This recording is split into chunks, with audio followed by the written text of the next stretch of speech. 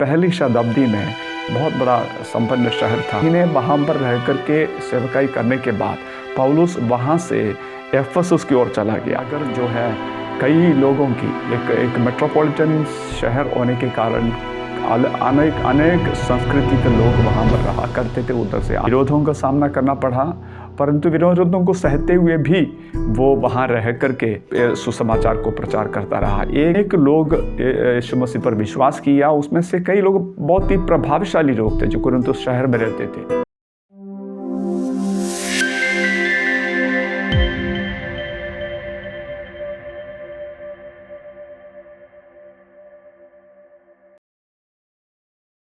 अध्ययन के इस सेशन में आपका स्वागत करते हैं। इस पहला एपिसोड में हम पहली कोरिन्थियों की पत्री के उसकी पृष्ठभूमि के विषय में हम अध्ययन करेंगे। हम परमेश्वर के अनुग्रह से इस अध्ययन को शुरू करने में प्रभु ने हमें सहायता किया और हम प्रभु करें तो आगे आने वाले दिनों में हम इसमें पूरे पहली कोरिन्थियों की पत्री के ऊपर हम अध्ययन करेंगे। कई एपिसोडों में उसको हम देखेंगे। आज हम पहली कोरिन्थियों की पत्री उसके बैकग्राउंड को देखेंगे। हम इसके ऊपर अध्ययन करते समय पाया जाता है कि ये कलीसिया की स्थापना प्रेरित पौलुस के द्वारा AD 51 में किया गया और उस समय वो अपनी दूसरी मिशनरी यात्रा में थे। और हम परमेश्वर के वचन में पढ़ते हैं, प्रेरितों के काम के पुस्तक उस 18वें अध्याय में उसकी पहली आयत में इस प्रकार पढ़ते हैं, इसके बाद पौलुस एथेंस को छोड़कर कुरिन्थुस में आया। एथेंस को छोड़ करके वो कुरिन्थुस में आया और पौलुस वहाँ पर प्रभु यीशु मसीह का सुसमाचार प्रचार करना शुरू कर दिया। आगे पौलुस की सेवकाई के विषय में बोलने से पहले मैंने आपको कुरिन्थुस शहर के बारे में कुछ बातें बताना चाहूँगा। हम ये देखते हैं कुरिन्थुस शहर पहली शताब्दी में एक बहुत बड़ा संपन्न और एक बहुत बड़ा संपन्न शहर था और उस शहर में कई बंदरगाह थे, इसलिए एक व्यापार केंद्र भी था।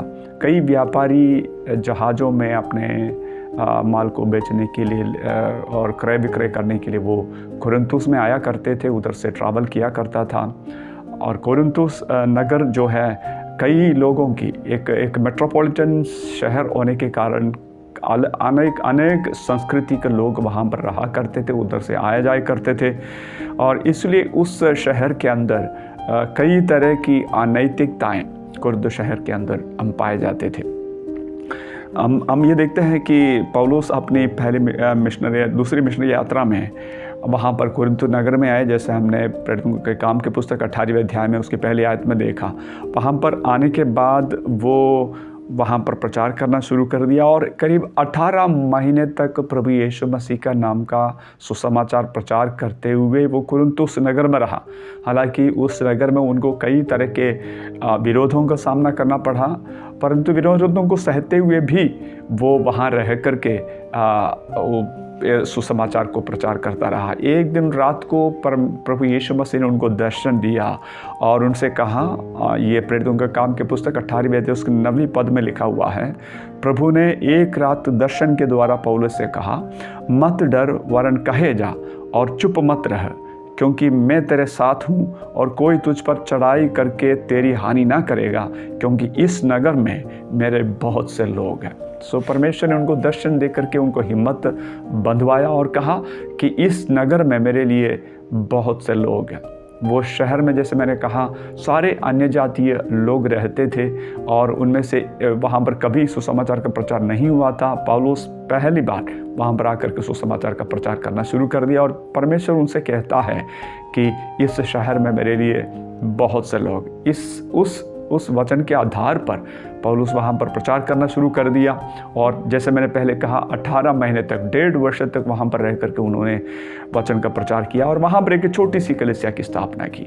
और हम प्रेरितों के काम के पुस्तक और पहली कोरिन्थियों की पत्री पढ़ते समय उसमें से पाया जाता है अनेक लोग यीशु मसीह पर विश्वास किया, उसमें से कई लोग बहुत ही प्रभावशाली लोग थे जो कुरिन्थुस शहर में रहते थे। ये प्रभावशाली लोग यीशु मसीह पर विश्वास किया और विश्वास करने वालों की एक मंडली स्थापित हो गए। पौलुस पहली बार कुरिन्थुस में आया, वहाँ पर उन्होंने एक यहूदी दंपति को पाया जिसका नाम अक्विला और प्रिस्किला है। ये दोनों यहूदी थे और उनका काम टेंट मेकिंग यानी तंबू बनाना था। पौलुस एक हेलेनिस्टिक जीव होने के कारण, यानी यहूदिया से बाहर रहने वाले एक यहूदी होने के कारण वो भी तंबू बनाने का काम करता था। और ये तंबू बनाने का जो बिजनेस है वो कुरिन्थुस शहर में अच्छा चलता था, उससे अच्छा कमाई होते थे, क्योंकि वहाँ पर रहने वाले लोग, उस शहर में आने वाले लोग टेंट में रहा करते थे।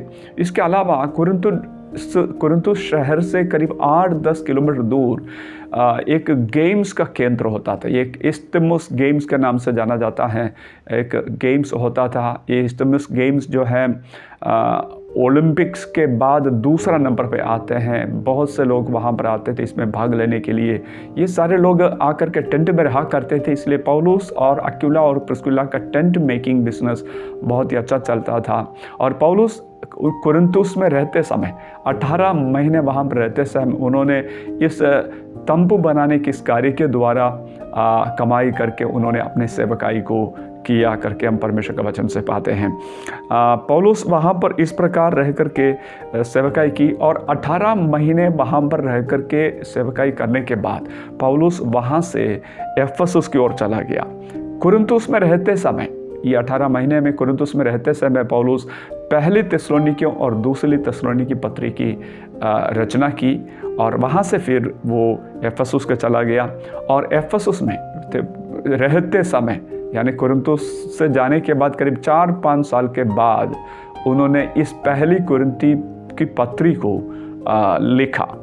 हम यहाँ पर देखते हैं इस पत्री को लिखने का उद्देश्य यह है कि कुरिन्थुस की कलीसिया कई समस्या में होकर गुजर रहे थे और उन विषयों में जिन समस्या होकर के वो जा रहे थे उसके विषय में, उन समस्याओं के बारे में कुरिन्थुस के लोग, कलीसिया के लोग पौलुस को एक चिट्ठी लेकर के कई बातों के ऊपर विश्वास के संबंधित सवालों का उत्तर उनसे मांगा। और इस पत्र को लिखते समय पौलुस का एक उद्देश्य यह है कि जिन बातों के विषय में कुरिन्थुस के विश्वासियों ने उनसे सवाल किए, उन सवालों का जवाब देना भी पौलुस का उद्देश्य है। जैसे है कि कलीसिया के अंदर कई तरह की समस्याएं थे। एक ये था कि कलीसिया के अंदर हम इसमें वचन में पढ़ते हैं पहली कुरिन्थियों की पत्री, उसका पहला अध्याय, उसका 11वीं पद में हम इस प्रकार पढ़ते हैं, क्योंकि है मेरे भाइयों, खलोए के घराने के लोगों ने मुझे तुम्हारे विषय में बताया है कि तुम में झगड़े हो रहे हैं। मेरा अर्थ यह है कि तुम में से कोई तो अपने आप को पौलुस का, कोई अपुल्लुस का, कोई कैफा का और तो कोई मसीह का कहता है। क्या मसीह बांटा गया? क्या पौलुस तुम्हारे लिए क्रूस पर चढ़ा गया या तुम्हें पौलुस के नाम पर बपतिस्मा लिया? इस प्रकार पौलुस का कहने का मतलब यह है, कुरिन्थुस की कलीसिया के अंदर एक विभाजन की बात को देखते हैं, यानी विश्वासी समूह कई समूहों में बंट गए। और इस डिवीजन के बारे में, इस बंटे जाने के विषय में पौलुस उनको चिट्ठी लिख करके कहता है कि उसकी 10वीं आयत में, पहली अध्याय 10वीं आयत में कहते हैं, भाइयों मैं तुमसे हमारे प्रभु यीशु मसीह के नाम से विनती करता हूँ कि तुम सब एक ही बात कहो और तुम में फूट न हो, परंतु एक ही मन और एक ही मत होकर मिले रहो। पौलुस का इस पत्रिका लिखने का उद्देश्य यह है कि विश्वास जीवन में जो उनकी समस्याएं थी, जो स्ट्रगल्स को, संघर्ष को कर रहे थे, उसमें उनको सहायता करें। दूसरी बात, कलीसिया जिन विषयों के साथ संघर्ष कर रहे थे उनके बारे में उनको परमेश्वर की ओर से, पवित्र आत्मा की ओर से उनको जो सलाह देना चाहिए वो सलाह देना पौलुस का उद्देश्य था। पौलुस कुरिन्थुस के आने के बाद, जैसे मैंने कहा, अक्विला और प्रिस्किला जो यहूदी दंपति थे उनके घर में रह करके उसने सेवकाई शुरू किया था, क्योंकि अक्विला और प्रिस्किला का और पौलुस का एक ही धंधा था कि तंबू बनाना, टेंट मेकिंग उनका धंधा था। वहाँ पर रह करके उन्होंने सेवकाई करना शुरू कर दिया और कलीसिया की स्थापना हुई। छोटी सी कलीसिया की इकट्ठा होने का जगह अक्विला और प्रिस्किला की घर में उन्होंने इकट्ठा होना शुरू कर दिया। और इस विषय में और अधिक जानकारी हमारे अगले एपिसोड में हम पाएंगे। इस बाइबल अध्ययन के बारे में और अधिक जानकारी के लिए यदि आपने हमारे YouTube चैनल को सब्सक्राइब नहीं किया है तो इसको सब्सक्राइब करें और अधिक लोगों तक इसकी जानकारी पहुंचाएं और जब तक हम अगले एपिसोड के साथ आपके साथ नहीं मिलेंगे, तब तक के लिए नमस्कार। प्रभु आपको आशीष दे।